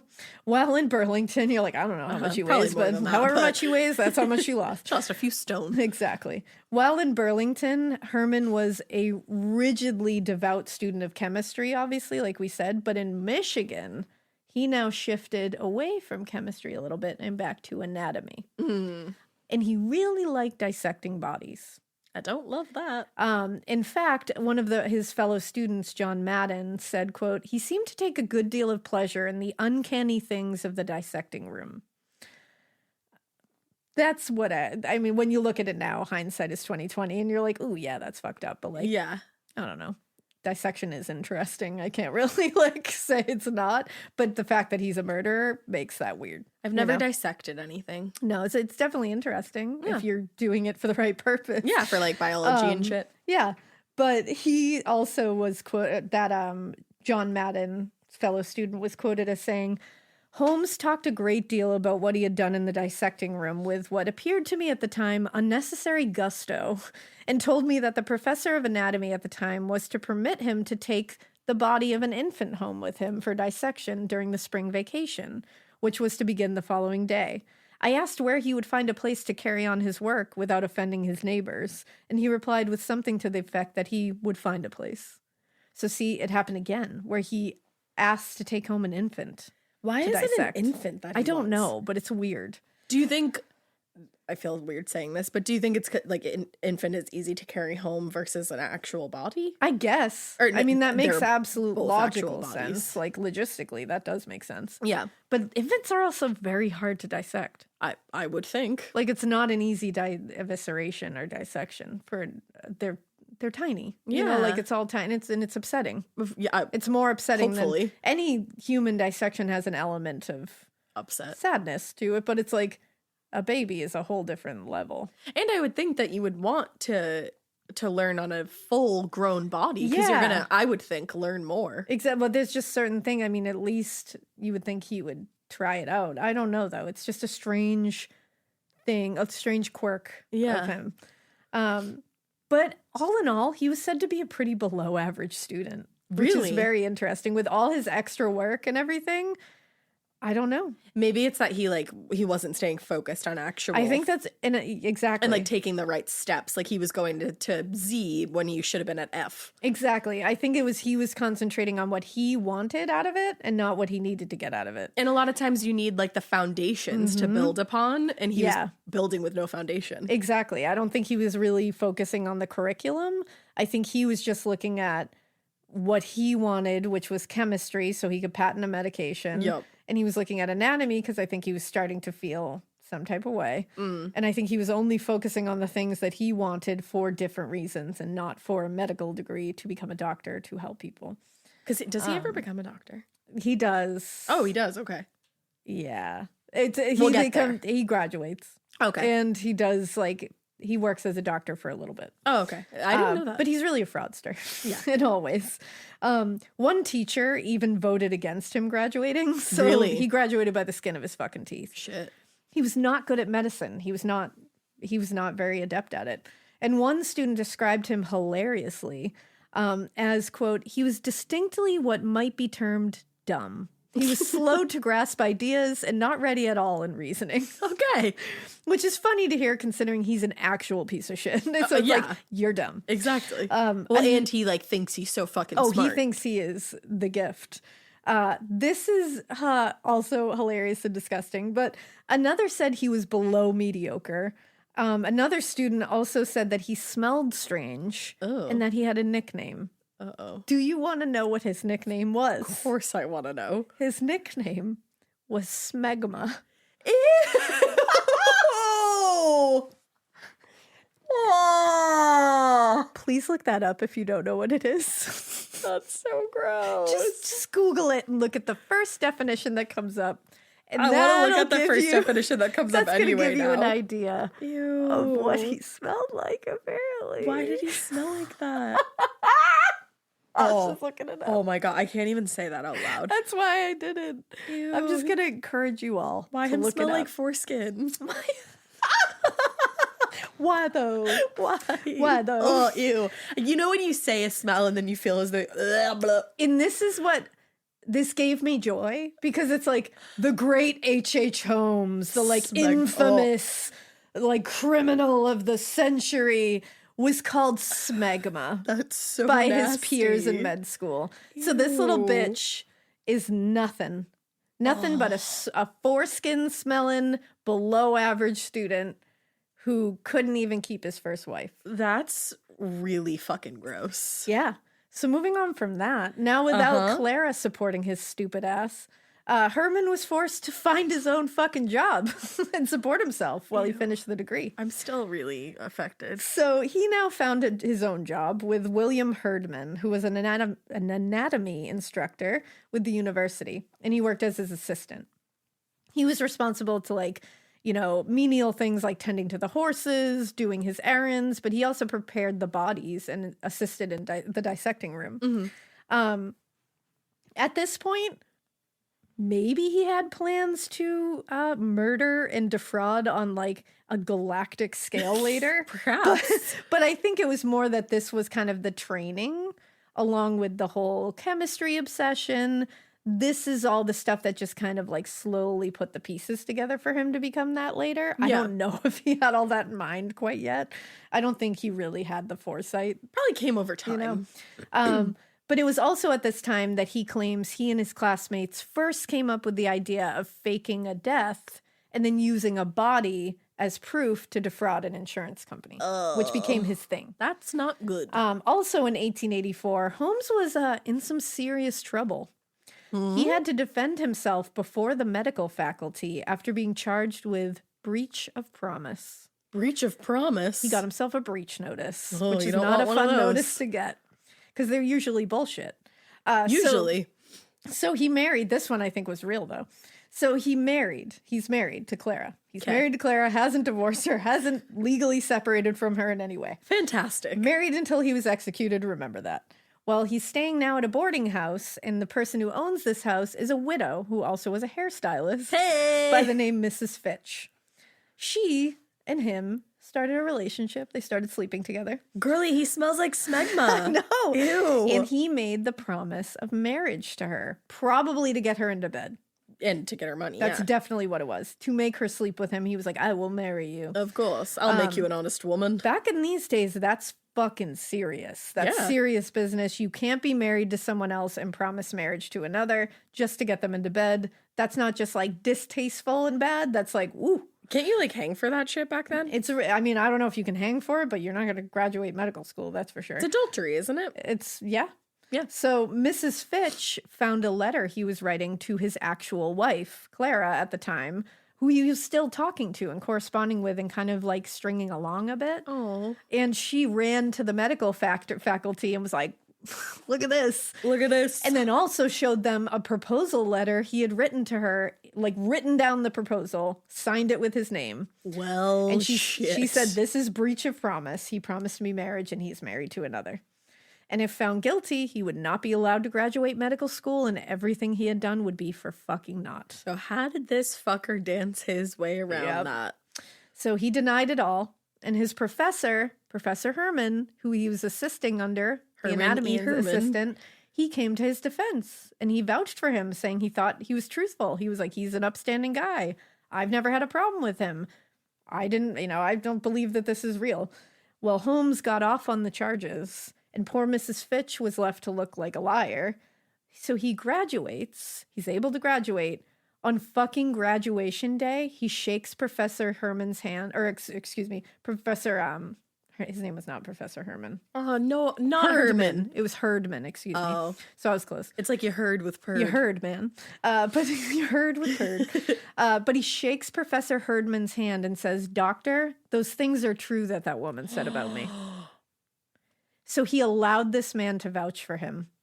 Then on the day of graduation was like, haha, fucker. That's that is such a dick move, because he could have just, dick move. like, shaking his hand is one thing when when you lied to his fucking face. You're shaking his hand and being like, hey, asshole, you lied for me, technically. And didn't even realize it. Wow, that's fucked. And Herdman later said that this was the first moment that he realized that Holmes was, quote, a scoundrel. Yeah. And he later found out that he was more of a scoundrel, because after this, he dug a little deeper and found out that Holmes there had burglarized his home.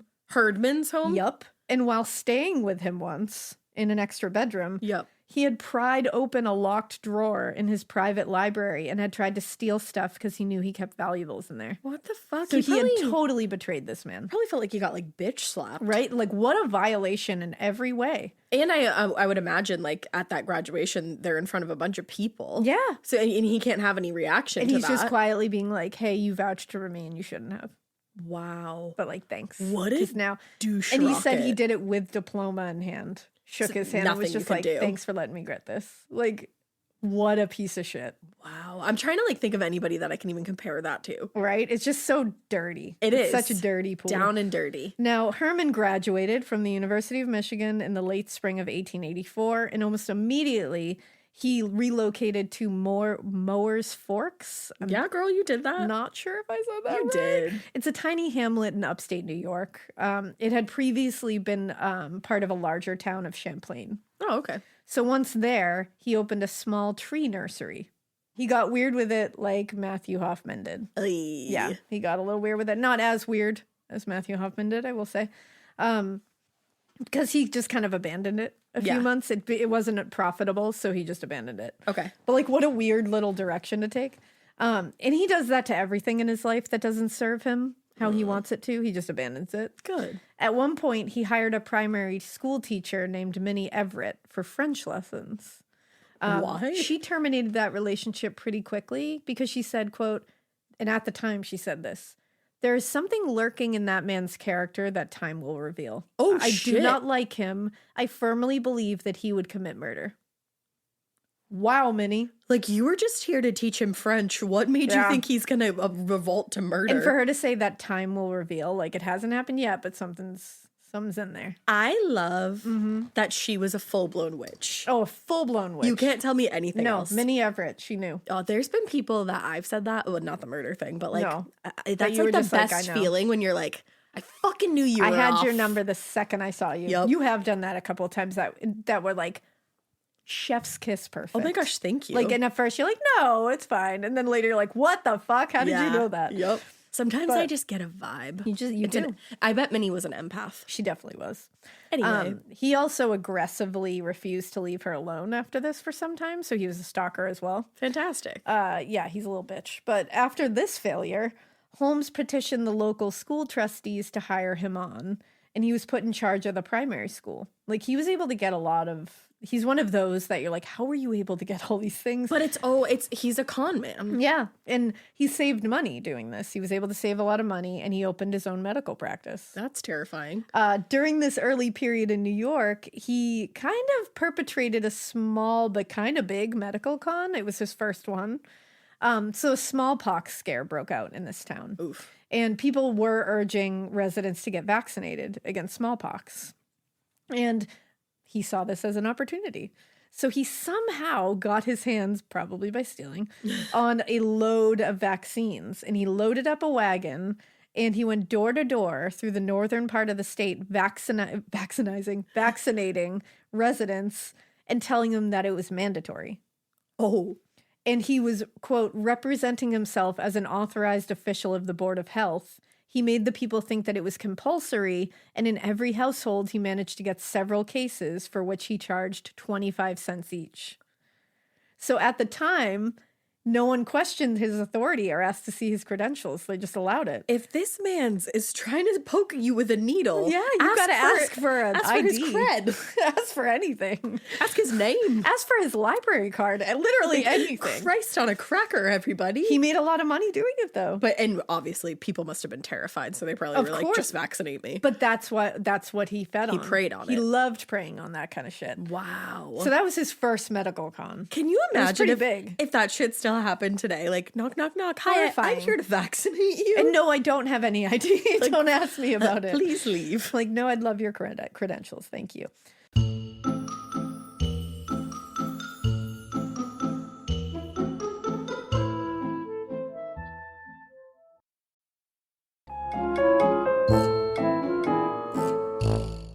But back in his medical office, he started setting up a laboratory because he was really trying to get that patented medicine. He was going to get rich from it. And to help him with this, he was said to have brought in to stay with him for a while his 6-year-old son, Robert. No. And he, quote, and put him to work in the laboratory, putting up in bottles the liquid which Herman manufactured.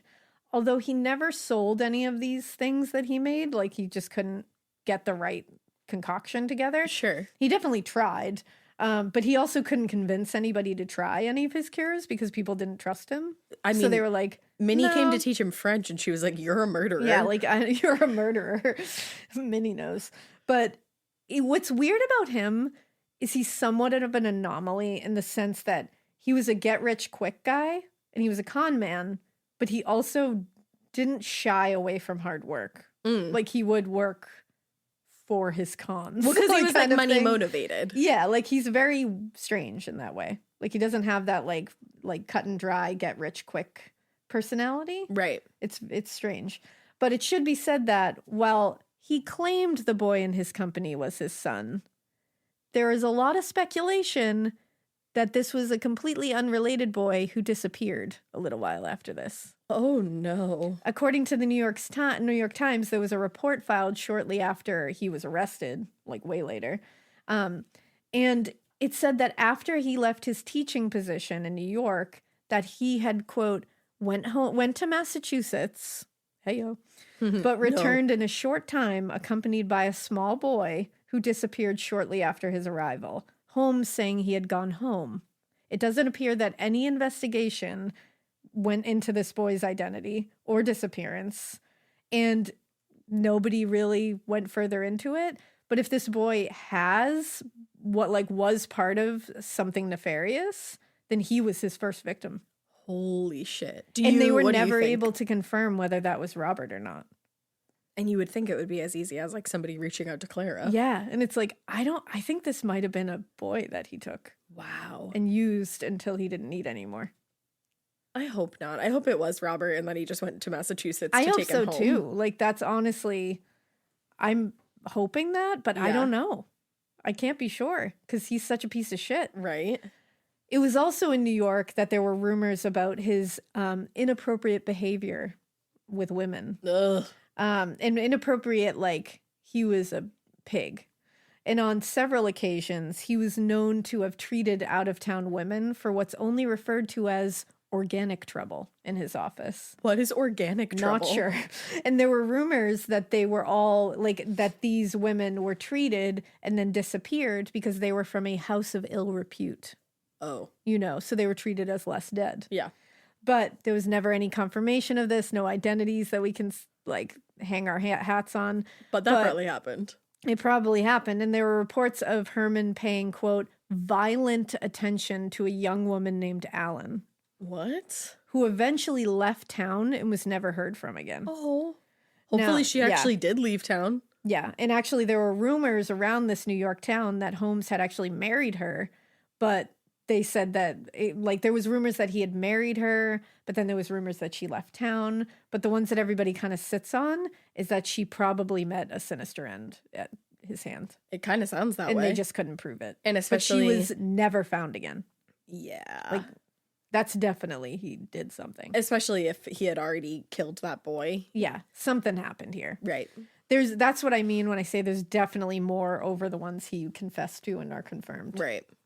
And I think a lot of people think that.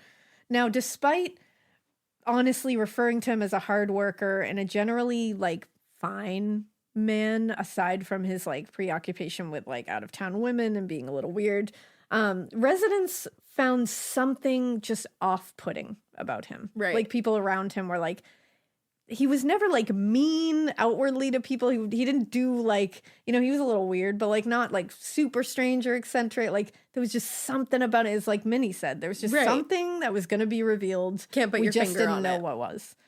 And women in the village began sharing stories of his, you know, unwanted advances. And the men began noticing a growing trend of Holmes ignoring debts and making false promises to pay for things. But he always had an excuse. Of course. He always had an excuse. So he was, women, he was getting the reputation of being a pig. Men, he's getting the reputation of being a fucking deadbeat. So on one occasion, his landlord confronted him and was like, hey, you haven't paid your rent. And I've tried to get you to pay your rent for like fucking months. Oh, shit. And he said and he had come forward to him when he knew he had plenty of money. He was like, he's a doctor. Yeah. Like, I know he has money. And he said, quote, the doctor would stand quietly by and hear himself called a scoundrel and a swindler in the strongest terms. Then the tears would appear in the doctor's eyes and trickle down his cheeks, but he never said a word in reply. So he would just sit there and let people be like, you're a fucking scoundrel. You're a swindler. You're a piece of shit. Like, you're just like, you're a deadbeat, blah, blah, blah. And he would just sit there and cry and never say anything. That's very strange. Right? And also, like, sad, but like, I don't want to feel sad. No, because I think it's fake. It's fake as fuck. Those tears are crocodile tears, my friend. He would cry because he knew it was going to disarm anybody around him to see this mustachioed gentleman weeping openly after being called a scoundrel after refusing to pay. You know that feeling when you come home late from work and those puppy dog eyes just pierce right through your soul? Or when you're packing for a trip and your cat refuses to leave your suitcase? Yeah, we've all been there. Pet parent guilt is real. And you know what? It's completely normal. That's exactly why Hill's Pet Nutrition exists. They understand that being a pet parent means being human, with all of our imperfections and daily juggling acts. Hill's science-led nutrition helps you give more love than humanly possible. Whether it's those long work days or trying to balance attention between multiple pets, Hill's Pet Nutrition gets it. They've created science-based nutrition that supports your pet's lifelong health so you can feel confident even when life gets hectic. Because you're only human, there's Hill's. Science does more. Ready to let go of the guilt? Find the right food at hillspet.com/podcast. That's hillspet.com/podcast. This is a paid ad by BetterHelp. I happen to be somebody that struggles with people pleasing. So a lot of times I will build things up and up and up and up and up and then kind of get to the point where I'm like, I need to let this out to this person. Even in 2026, that stigma and just stigma in general can get in the way of a lot of things, like getting support for your mental health. Maybe you've encouraged friends to consider therapy while avoiding taking that first step yourself because you're busy. You're worried about what other people might think or telling yourself that you should handle this all alone. But therapy with BetterHelp, the world's largest online therapy platform, can be a space to slow down and talk through what's been building before it feels unmanageable. Just take a short questionnaire to identify your needs and preferences, and BetterHelp will handle the initial therapist matching work for you. Their industry-leading match rate means BetterHelp typically gets it right the first time. Feel confident knowing BetterHelp therapists work according to a strict code of conduct and are fully qualified. Don't let hesitation hold you back. Find support with BetterHelp. Sign up and get 10% off at betterhelp.com/morbid. That's BetterHelp, HELP.com/morbid. For things he should have fucking paid for. Well, and I think he's especially just like, a physician. Yeah. They were probably like, what is happening right now? And back then they're like, a man crying? What? So strange. He I definitely did it just to disarm everybody. And probably he was just unhinged, I feel. Yeah, he was a fucking monster. But he took similar approaches with his medical office landlord because he always had an excuse for not paying. And then he would make empty promises to pay, and then he would just cry when he was confronted, or he would go into a rage sometimes when he was confronted, and they would just be like, forget it. Well, I was going to say that. Some people cry when they're mad. Yeah, and it could be that he was just trying to like keep it together, but he was crying. Right. And at one point, he produced a letter that supposedly was sent from someone in Gilmanton, where he was from, claiming his uncle had died and left him a substantial inheritance, which he said, oh, see, I'll be able to pay you. Yeah, you just have Don't to worry. open the email attachment. Yeah, just look at this. Yeah, open that email attachment. It's definitely not a scam. Your royal uncle has passed away. Exactly. So Herman's reputation in this New York village continued to decline towards the end of his residency in the village. And not long before leaving, he was involved in a scheme that was to avoid paying his debts that definitely will give you a little bit of a foreshadow into his later crimes. Ay.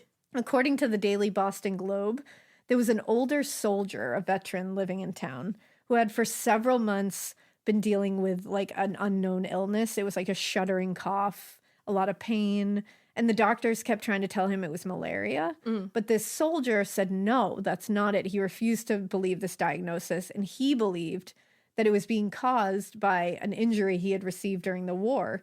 He said he had gotten shot. There was a bullet lodged in his lungs, in his like the area of his ribs. And he said, it's pressing his ribs against my lungs and it's making it hard for me to breathe. I know that's what it is. Oh. But ultimately he was dying. So it really didn't matter to him personally what was going on. But if the injury was the result of him serving in the war, in the military, his widow, when he passed away, was going to be granted his full pension. So he wanted to make sure, which I'm like, oh, I'm like, dun, this dun, man, dun. I know, and this poor man is like, I want my wife and my family to get all of that money. Yeah. So I need to make sure that I'm diagnosed before I die correctly. Like he was doing this only for them. I'm like, what a good man. Also, what a fucking, like, I know. future to face. So for that reason, he asked Herman's landlord, Edward Steele, to be present for his autopsy, which I'm like, oh my God. Yeah, Imagine wow. having to ask that. No. But Edward Steele couldn't come to the autopsy, so it was conducted without him there. And again, his cause of death was labeled as malaria. So Edward Steele felt horrible, and he was desperate to make sure this widow got the full pension. So he asked Herman to do a second autopsy with him to help him. Uh-oh. And he was like, of course I will. I love dissection. So Steele's like, okay, you finish it. You tell me what you think. I want to see what you have to say about this. So he asks him for the results at the end of it. And Herman looks at him and says, yeah, I have evidence, but I'll only give it to you. So he's already extorting him. Yep. If that my rent is paid in full. Wait, like, I'll only do my job if you Yes. pay my rent? Like, You're dude, asking me to help out of the goodness of my heart, which I don't this have. widow, to make sure he had this man's dying wish. I have evidence that could help this, but How I will much you only give got? it to you if you say that my rent is paid in full. What a fucking jackass. And he said, if you don't do that, I'm going to keep the evidence of the autopsy and the widow won't get the full pension, and I don't give a shit.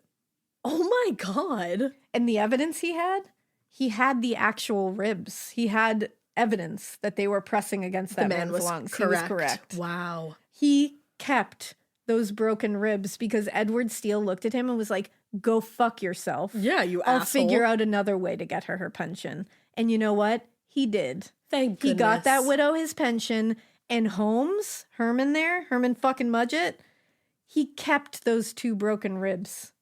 What a fucking... No one knows what he did with them, but he kept those fucking ribs. What He a never gave them over. crazy person. Like, what? That's so weird. Like, what? Yeah.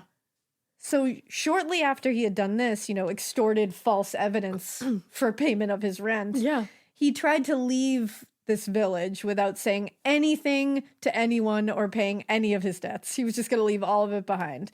And although his landlord literally found him loading the wagon and being like, hi, you still owe me all this Hey money, there. he couldn't really stop him. Like the last anyone heard from him from this village was a letter sent from Tilton, New Hampshire, saying he had business to attend in New Hampshire and he would be in touch to settle his debts at a future date. Doubt it. Ding, ding, ding. He never did. Wow. Now, after leaving, Holmes returned to New Hampshire briefly and just tried to take full custody of Robert. Yeah. Wow. Just, why not? No. You know, I haven't been part of his life for 6 years, but why not? No. And again, Clara and he were technically still married, so he never actually lost custody of him. He just abandoned them. It's unclear what actually happened here, but Clara ended up taking their son to her father's house, and he left the state. So, like, she was like, no. Like, good try. She's like, you're a So it didn't murderous piece happen. of shit. No, you can't Yeah. have our son. But he definitely tried to.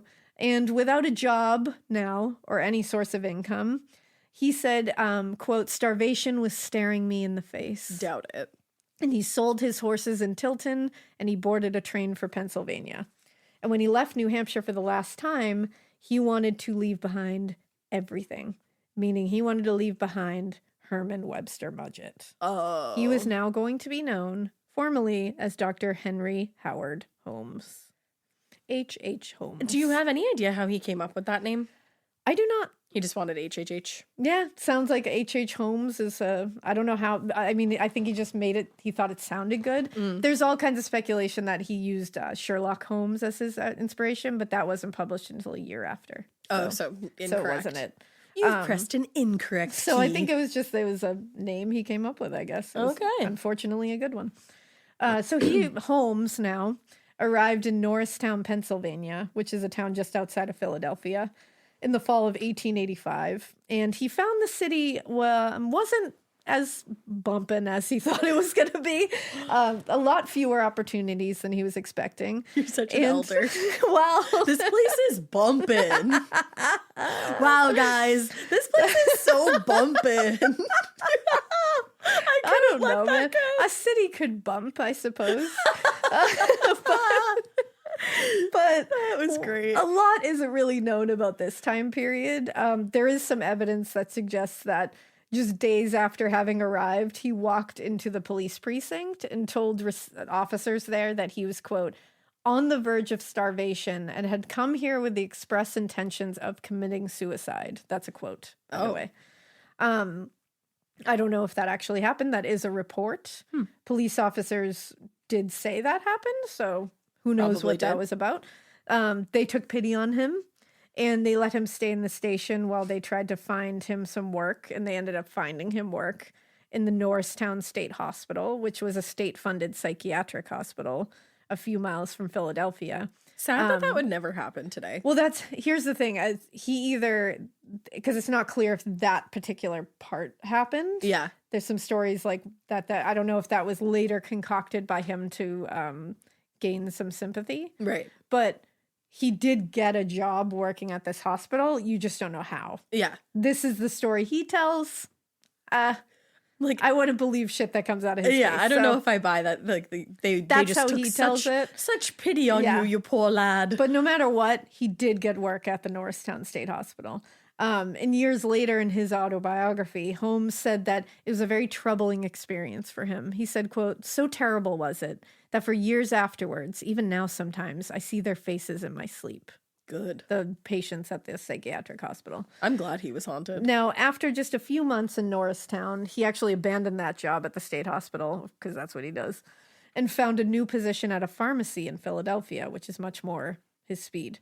As would become his MO, this job also didn't last long, and there was some mysterious shit that happened before he left it. Ruh-roh. He abandoned the job and Philadelphia completely after a local boy died after taking some medicine purchased from Holmes at the pharmacy.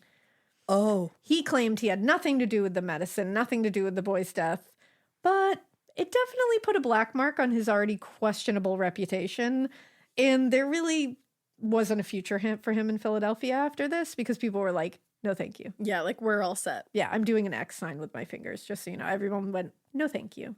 Get X away sign. from us. So this is when the idea of faking a death and using a substitute dead body to defraud insurance came back around. They had talked about it a little in college. It's coming back. And Holmes now is ready to do it. Okay. Because now he's like, I've tried this working thing for a minute or two. Too hard. And it's hard. So let's just scam insurance. Money, please. Now, money. So according to him, he apparently contacted an old college friend Which, imagine how hard that was back in the day. Yeah. You had to really want to contact someone. I think that all the time when I'm driving and I have my GPS on, I'm like, Yeah. how the fuck would I ever get anywhere? Yeah, I wouldn't know where anything Like, was. how do people do that? How do you do it? Maps. But I even suppose. they didn't. There But was a back point in then, time where they didn't even have that I'm shit. saying. Either way, his friend was in dire straits financially as well. And they decided that they would get one more friend involved. And this other friend was going to be the one to increase his life insurance to $40,000 at the time. And he would do this by telling the insurance company that he dealt with some kind of life-altering experience that made him concerned for his family's well-being. So he wanted to up the amount. I feel like you might need to get a little more specific than that. I guess back then insurance was just like, sure thing, buddy. Yeah. Now, he would then later, the plan was to send his wife and child somewhere out west near California.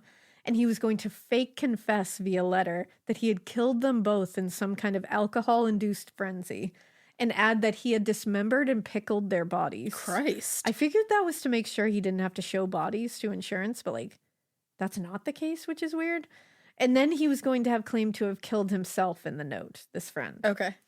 Then the money would go to a quote unquote relative of this man, wink, wink, nudge, nudge, his friends.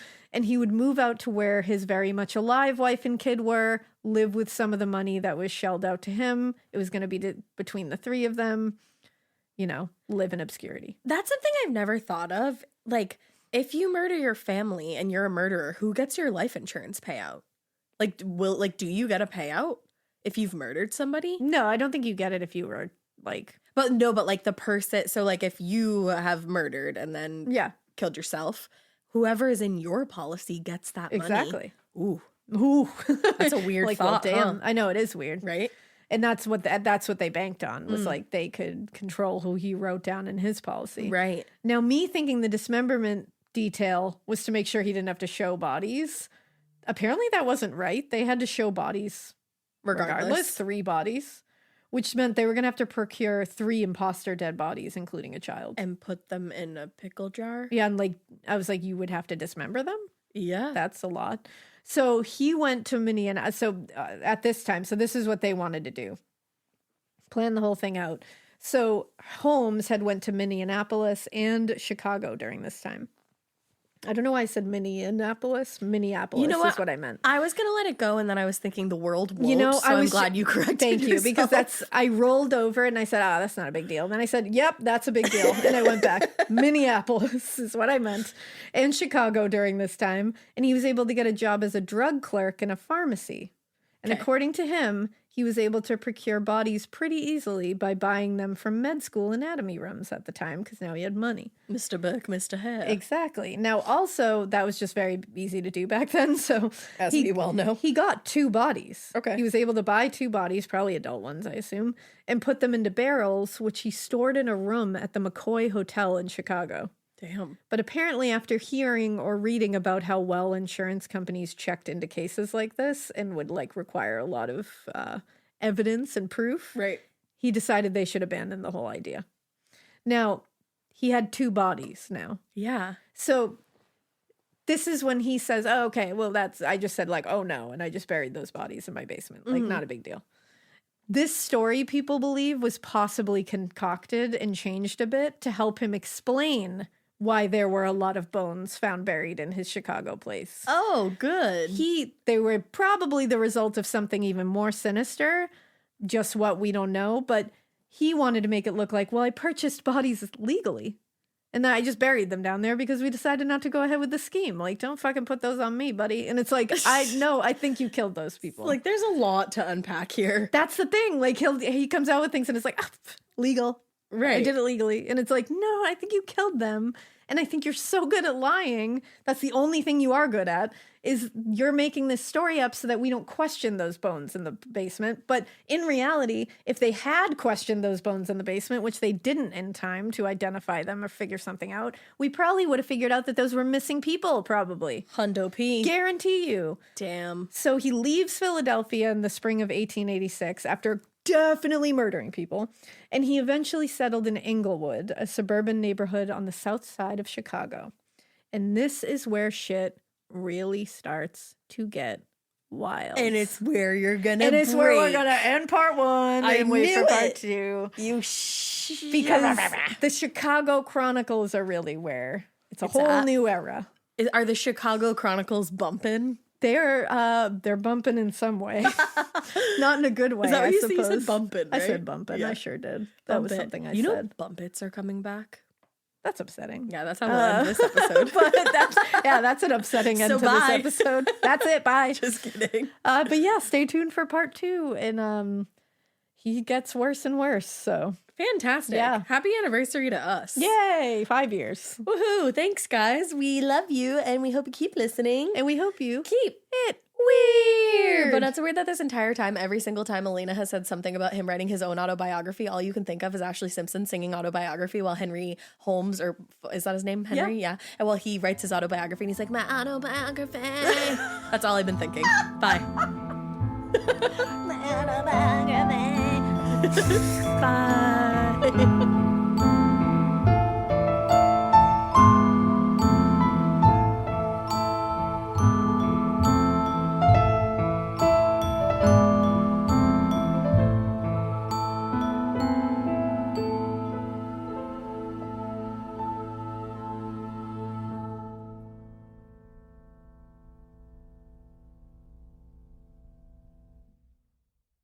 You wouldn't take financial advice from a 72 hours in a single day alpha influencer, would you?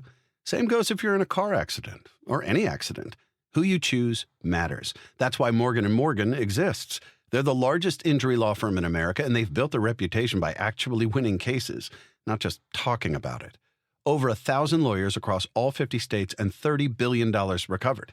Injured? Go to forthepeople.com/podcast. That's forthepeople.com/podcast. Traditional home security only alerts you after a break-in, and that's too late. Simply Safe is changing that. Stop. This is Simply Safe. Police are on the way. We don't just alert, we stop crime before it starts. Simply Safe, plans starting around $1 a day. Save 50% on your new system with professional monitoring at simplysafe.com/SXM or with promo code SXM. Outdoor deterrence requires a Simply Safe Active Guard outdoor protection plan starting at $49.99 a month. Visit simplysafe.com/licenses for alarm license information. Tennessee 2012.